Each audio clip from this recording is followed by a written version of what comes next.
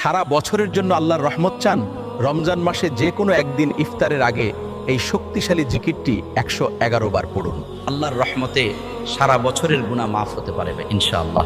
খাঁটি নিয়তে এই জিকিরটি পড়ুন এবং আল্লাহর উপর ভরসা রাখুন। জিকিরটি হলো ইন্নাল্লাহা আলা কুল্লি শাইইন কাদির। এই কথাটা সেভ করে রাখুন, শেয়ার করুন, হয়তো আজ কারো জন্য এটা আল্লাহর রহমতের কারণ হবে।